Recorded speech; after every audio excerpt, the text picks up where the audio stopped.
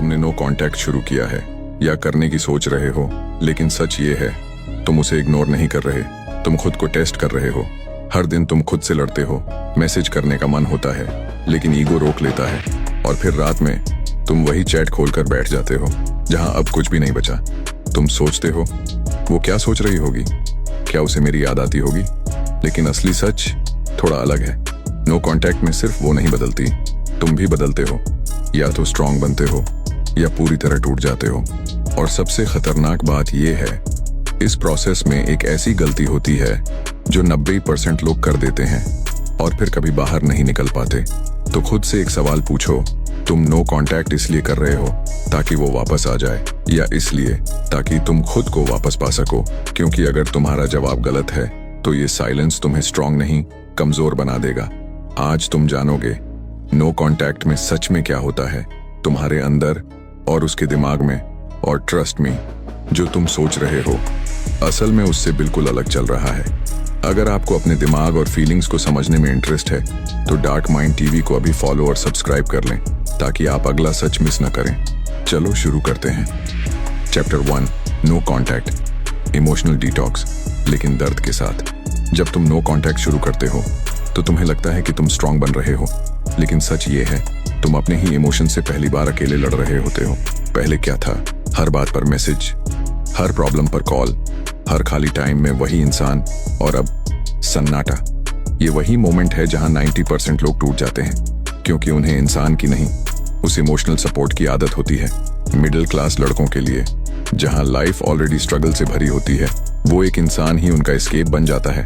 जब वो चला जाता है तो सिर्फ ब्रेकअप नहीं होता, तुम्हारी पूरी रूटीन, आइडेंटिटी और कंफर्ट जोन टूट जाता है। डार्क ट्रूथ, तुम उसे नहीं, उस फीलिंग को मिस कर रहे हो जो वो तुम्हें देता था। सॉल्यूशन, इस पेन से भागो मत, इसको फील करो, ऑब्जर्व करो, यही तुम्हें मेंटली स्ट्रांग बनाएगा। क्वेश्चन, सच बताना, अगर वो वापस आ जाए क्या तुम सच में खुश हो जाओगे या वही साइकिल फिर शुरू होगा? अगर आपको अपने दिमाग और फीलिंग्स को समझने में इंटरेस्ट है तो डार्क माइंड टीवी को अभी फॉलो एंड सब्सक्राइब कर लें ताकि आप अगला पार्ट मिस ना करें। चैप्टर 2, उसके दिमाग में क्या चल रहा है, reverse psychology.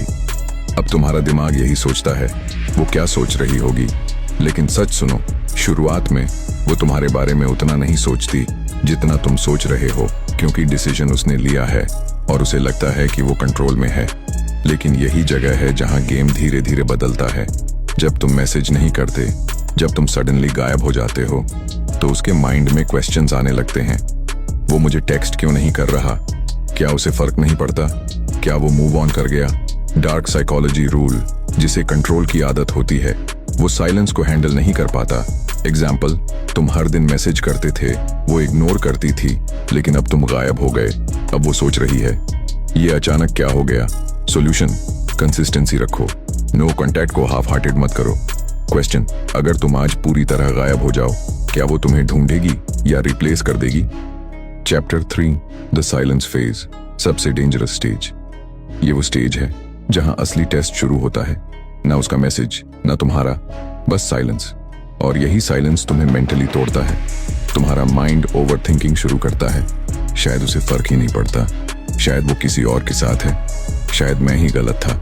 Dark truth, silence तुम्हारी रियलिटी नहीं, तुम्हारे डर का प्रोजेक्शन है। एग्जाम्पल, एक लड़का 6 दिन स्ट्रांग रहता है, 7वें दिन उसका पेशेंस खत्म हो जाता है और वो मैसेज कर देता है, हे हाउ आर यू, और उसी मोमेंट उसकी सारी वैल्यू गिर जाती है। सॉल्यूशन, फोन से दूरी, रूटीन बिल्ड करो, खुद को बिजी नहीं प्रोडक्टिव बनाओ। क्वेश्चन, जब कोई तुम्हें इग्नोर करता है तुम खुद को कंट्रोल कर पाते हो या रिएक्ट कर देते हो? अगर आपको ये समझ आ रहा है कि माइंड कैसे खेल खेलता है तो डार्क माइंड टीवी को फॉलो करना मत भूलना, क्योंकि आगे जो आने वाला है वो गेम बदल देगा। चैप्टर 4, इमोशनल विथड्रॉल, एडिक्शन जैसा दर्द। तुम सोचते हो मैं उसे मिस कर रहा हूं, लेकिन असली सच्चाई थोड़ी अनकंफर्टेबल है। तुम एडिक्टेड हो चुके थे। जब तुम रोज किसी से बात करते हो तो तुम्हारे ब्रेन में डोपामिन रिलीज होता है, और जब अचानक वो बंद हो जाता है तो तुम्हारा माइंड विथड्रॉल में चला जाता है। इसलिए बार बार फोन चेक करना, हर नोटिफिकेशन पर रिएक्ट करना, रैंडमली उसका प्रोफाइल देखना। डार्क साइकोलॉजी, ये प्यार नहीं, केमिकल डिपेंडेंसी है। एग्जाम्पल, जैसे कोई स्मोकर सिगरेट छोड़ता है तो शुरुआत में बेचैनी होती है, वैसे ही नो कांटेक्ट में तुम्हारा माइंड बिहेव करता है। Solution, replace the habit, gym जाओ, skill learning, content creation, self improvement. Question, अगर तुम्हारी जिंदगी में वो नहीं है तो क्या तुम्हारे पास कोई पर्पस है? Chapter 5, power shift. गेम यहीं बदलता है। अब धीरे धीरे गेम फ्लिप होता है। जब तुम कंसिस्टेंट रहते हो, जब तुम मैसेज नहीं करते, तो पावर शिफ्ट होने लगता है। पहले क्या था? तुम चेस कर रहे थे, वो कंट्रोल में थी। अब क्या है? तुम साइलेंट हो और वो कंफ्यूज्ड है। डार्क ट्रूथ, वैल्यू हमेशा एब्सेंस से बढ़ती है, प्रेजेंस से नहीं। एग्जाम्पल, 30 दिन बाद वो खुद मैसेज करती है, हे लॉन्ग टाइम। अब सवाल ये नहीं है कि वो क्यों आई, सवाल ये है कि तुम क्या करोगे। Solution, patience plus control. Excitement मत दिखाओ, काम रहो। क्वेश्चन, अगर वो वापस आए, क्या तुम वही पुराने इंसान बन जाओगे? अगर आप सच में इमोशनली पावरफुल बनना चाहते हो तो डार्क माइंड टीवी को फॉलो कर लो, क्योंकि यहाँ सिर्फ सच बताया जाता है। Chapter 6, fake comeback trap. सबसे खतरनाक जाल। ये सबसे डेंजरस स्टेज है, क्योंकि यहाँ 90% लोग फेल होते हैं। वो वापस आती है, लेकिन प्यार से नहीं, क्यूरियोसिटी से, ईगो से या बोर्डम से। वो चेक करती है, क्या वो अभी भी अवेलेबल है, क्या मैं अभी भी उसे कंट्रोल कर सकती हूँ। और जैसे ही तुम जल्दी रिप्लाई करते हो, एक्साइटेड हो जाते हो, गेम खत्म। डार्क साइकोलॉजी, लोग उसी को रिस्पेक्ट करते हैं जिसे वो खो सकते हैं। एग्जाम्पल, वो हाई भेजती है, तुम इंस्टेंटली रिप्लाई करते हो, कॉन्वर्सेशन शुरू और फिर वही ignore, cycle repeat. Solution, slow response, no emotional over reaction, boundaries maintain. Question, अगर वो सिर्फ चेक करने आई है तो असली इंटरेस्ट कब होता है, और तुम्हें कैसे पता चलेगा कि वो सीरियस है या सिर्फ खेल रही है? यही हम अगले चैप्टर में तोड़ेंगे। चैप्टर 7, असली इंटरेस्ट कब होता है, रियल वर्सेस फेक इंटेंट। जब वो वापस आती है तो सबसे बड़ा कंफ्यूजन यही होता है, क्या वो सच में वापस आई है या बस चेक करने आई है? और यही 90% लड़के गलती करते हैं, क्योंकि वो वर्ड्स पर भरोसा कर लेते हैं, जबकि गेम हमेशा एक्शंस में छुपा होता है। डार्क ट्रूथ, लड़की जब सिर्फ चेक करने आती है तो वो एफर्ट नहीं देती, बस रिएक्शन लेती है। लेकिन जब रियल इंटरेस्ट होता है तो बिहेवियर बदल जाता है। साइजन 1, कंसिस्टेंसी वर्सेस रैंडम मैसेजेस। अगर वो सिर्फ हाय या हे भेजकर गायब हो जाती है तो ये इंटरेस्ट नहीं, क्यूरियोसिटी है। लेकिन अगर वो रेगुलरली बात शुरू करे, कॉन्वर्सेशन को आगे बढ़ाए, तो ये सिग्नल है कि अब वो इन्वेस्ट कर रही है। एग्जाम्पल, पहले वो इग्नोर करती थी, अब खुद टॉपिक निकाल रही है। ये चेंज कैजुअल नहीं होता। रूल, इंटरेस्ट या consistent effort, curiosity, random ping, sign. 2, depth of conversation. Fake comeback में क्या होता है, क्या कर रहे हो, कैसे हो, बस सरफेस लेवल बातें। लेकिन रियल इंटरेस्ट में वो पर्सनल बातें पूछेगी। तुमने इतना डिस्टेंस क्यों लिया, तुम अब कैसे फील करते हो, वो तुम्हें समझने की कोशिश करेगी, सिर्फ टाइम पास नहीं। Sign 3, emotional investment.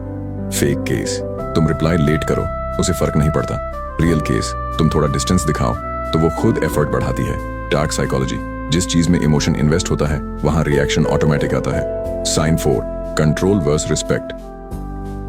जब वो सिर्फ खेल रही होती है तो वो कंट्रोल चाहती है, तुम तुरंत रिप्लाई करो, तुम अवेलेबल रहो। लेकिन जब इंटरेस्ट रियल होता है तो वो तुम्हारी बाउंड्रीज रिस्पेक्ट करती है। एग्जाम्पल, तुम बिजी हो, रिप्लाई लेट करते हो और वो कंप्लेन नहीं करती। यहाँ गेम चेंज हो चुका है। सबसे बड़ा ट्रैप, तुम्हारा माइंड कहेगा, यार वो वापस आ गई, अब सब ठीक हो जाएगा। लेकिन अगर तुमने जल्दी एक्साइटमेंट दिखा दी तो वो फिर वही पुराना पैटर्न फॉलो करेगी। इसीलिए इमोशन नहीं, ऑब्जर्वेशन से डिसाइड करो। Practical rule, golden line, words पर नहीं, पैटर्न्स पर भरोसा करो। अगर उसका बिहेवियर बदल गया है तभी सिचुएशन बदली है। फाइनल क्वेश्चन, अगर वो सच में इंटरेस्टेड है तो क्या तुम्हें उसे वापस एक्सेप्ट करना चाहिए, या फिर नो कांटेक्ट के बाद तुम्हें खुद ही बदल जाना चाहिए? क्योंकि अगला चैप्टर यही रिवील करेगा कि असली पावर उसे पाना नहीं, खुद को खोने से बचाना है। चैप्टर 8, क्या उसे वापस एक्सेप्ट करना चाहिए, द रियल पावर डिसीजन। तो अब सवाल साफ है, अगर वो सच में वापस आ गई है तो क्या तुम्हें उसे एक्सेप्ट करना चाहिए?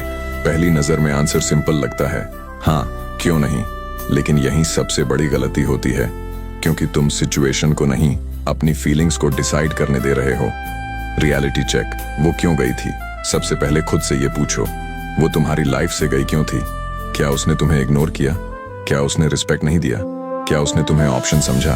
अगर इन सवालों का जवाब हाँ है तो एक बात समझ लो, जो बिहेवियर एक बार हुआ है वो दोबारा भी हो सकता है। डार्क ट्रूथ, लोग बदलते नहीं, पैटर्न्स बदलते हैं।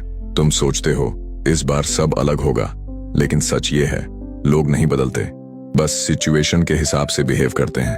अगर तुम पहले नीडी थे और अब स्ट्रांग हो गए हो तो फर्क तुम में आया है, उसमें नहीं। टेस्ट करो, ट्रस्ट नहीं। सबसे बड़ी गलती क्या होती है? तुम उसे तुरंत एक्सेप्ट कर लेते हो जैसे कुछ हुआ ही नहीं। लेकिन स्मार्ट मूव क्या है? उसको टेस्ट करो। क्या वो एफर्ट दिखा रही है? क्या वो कंसिस्टेंसी रख रही है? क्या वो तुम्हारी बाउंड्रीज रिस्पेक्ट कर रही है? अगर हाँ, तभी धीरे धीरे इन्वेस्ट करो। पावर रूल, अटैचमेंट नहीं, कंट्रोल। पहले क्या था? तुम अटैच्ड थे इसलिए वीक थे। अब क्या होना चाहिए? तुम कंट्रोल्ड हो इसलिए पावरफुल हो। डिफरेंस समझो। अटैचमेंट आमा मुझे वो चाहिए, कंट्रोल आमा अगर वो सही है तभी चाहिए। Example, real life. एक लड़का 30 दिन नो कांटेक्ट रखता है, लड़की वापस आती है, वो एक्साइटेड होकर सब भूल जाता है और फिर वही साइकिल रिपीट। दूसरा लड़का क्या करता है? वो काम रहता है, ऑब्जर्व करता है और धीरे धीरे डिसाइड करता है। गैस करो कौन जीता? फाइनल वार्निंग, अगर तुम उसे एक्सेप्ट कर रहे हो सिर्फ इसलिए क्योंकि तुम अकेले हो तो तुम फिर से हारने वाले हो। लेकिन अगर तुम उसे एक्सेप्ट कर रहे हो क्योंकि अब तुम इमोशनली स्ट्रांग हो तो इस बार गेम अलग होगा। फाइनल क्वेश्चन, सच बताना, अगर वो वापस ना आती तो क्या तुम खुद को बदल पाते, या फिर तुम्हारी पूरी ग्रोथ सिर्फ उसी पर डिपेंड थी? क्योंकि अगला लेवल यही है जहां तुम्हें उसे नहीं खुद को चूज करना होता है।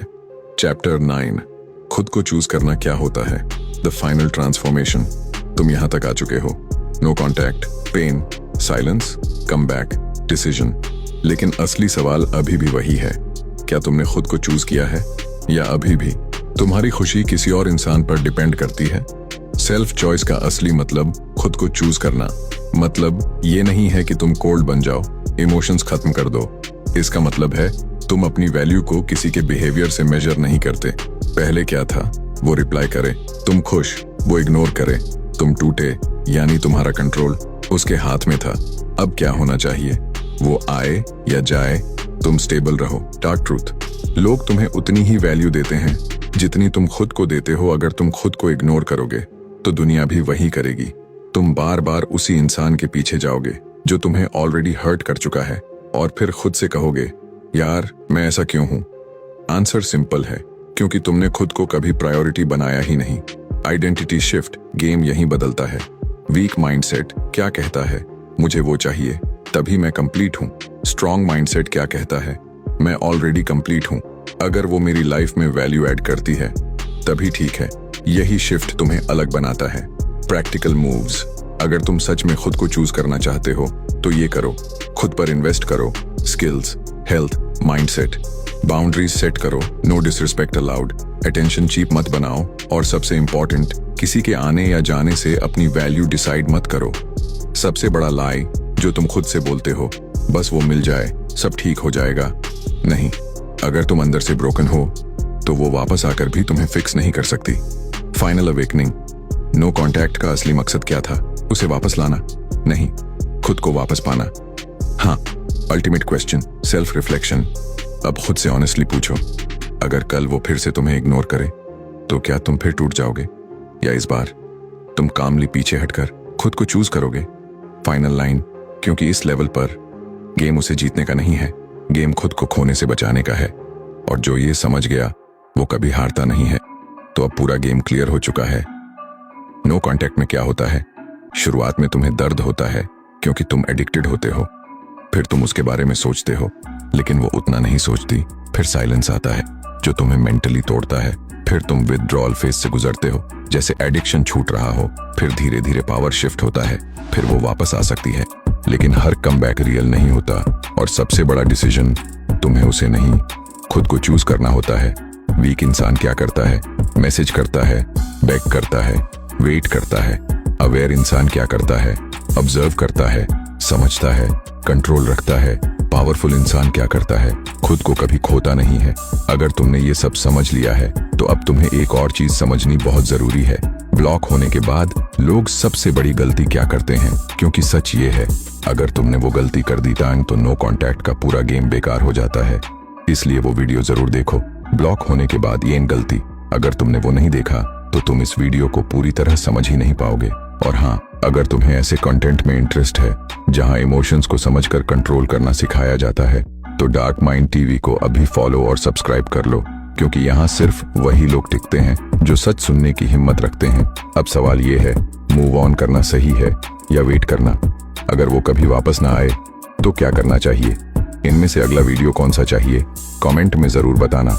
ये डार्क माइंड टीवी है जहां इमोशंस कमजोरी नहीं, हथियार बनते हैं। और अगर आपको यह वीडियो पसंद आया तो अपना सपोर्ट जरूर दिखाइए, लाइक कीजिए, कमेंट में अपनी राय लिखिए और डार्क माइंड टीवी को सब्सक्राइब एंड फॉलो करके इस सफर का हिस्सा बन जाइए। याद रखो, आपकी एक छोटी सी क्लिक एक बड़ी सोच को जन्म दे सकती है।